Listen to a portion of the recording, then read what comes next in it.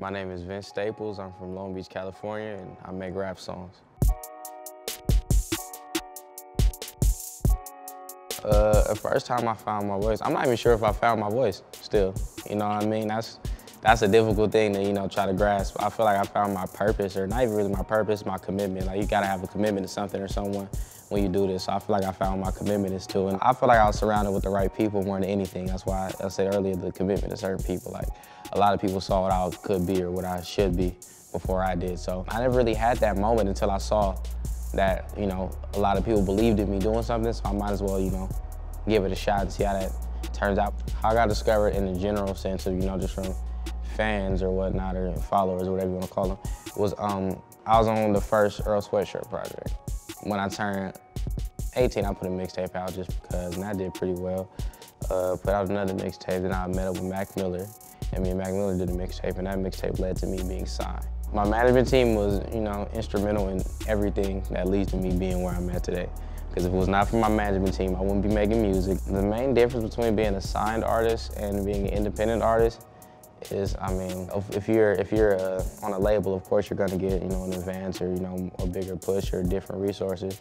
And if you're independent, you get to keep all of your money. But you're playing to a bigger room when you're on a major label.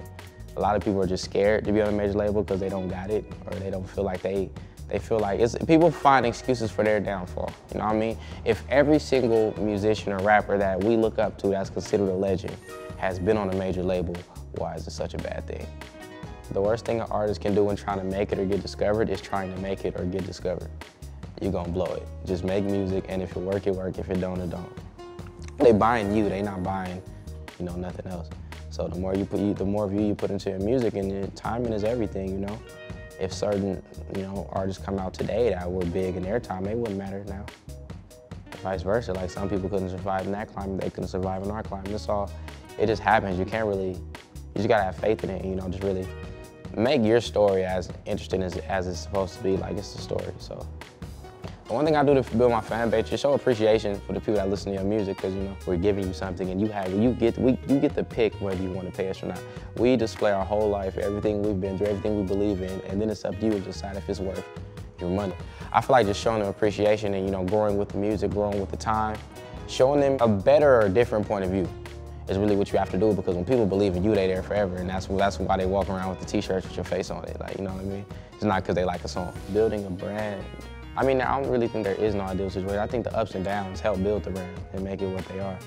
And a label can always help, the most important thing is money. And, just labels have been through this before.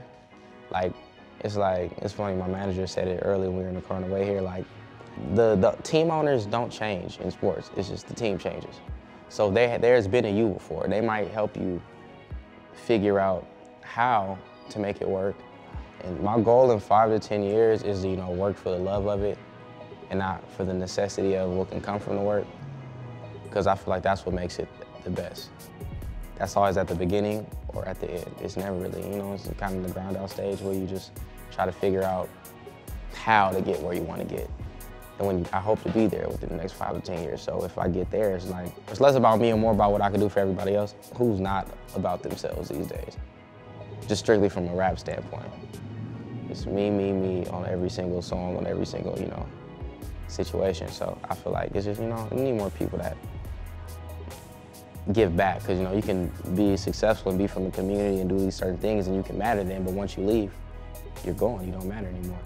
So I just want to, do more to build up where I come from. I don't think the music industry has direction today. Everybody's just kind of rushing because it's oversaturated, and, it's not as much money in it as it used to be, and all these things that we always hear. So I really feel like the direction is in the hands of the people, because we as artists, we're so accessible nowadays, and it's so close to home that if the people say we don't like this, then the music industry doesn't like that anymore.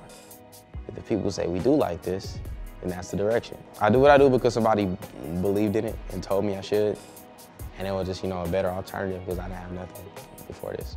I feel like I'm supposed to be doing this because I see the look on people's faces where I come from, and I see the look on people's faces who've never been where I come from. It's the same expression. So that means, it's understood, and all people want to be is understood when they're doing what we do. The advice I'll give an aspiring artist is, like, don't aspire, just be. Nothing else you can really do, just be. If it happens, it happens. If it doesn't, it doesn't, but you did it. Well, it's no success or failure, it's life. On the surface, I'm a hip-hop artist. You dig a little deeper, I am Philadelphia music ambassador. I carry the flag for pretty much anything Philadelphia. Very, very prideful in my city.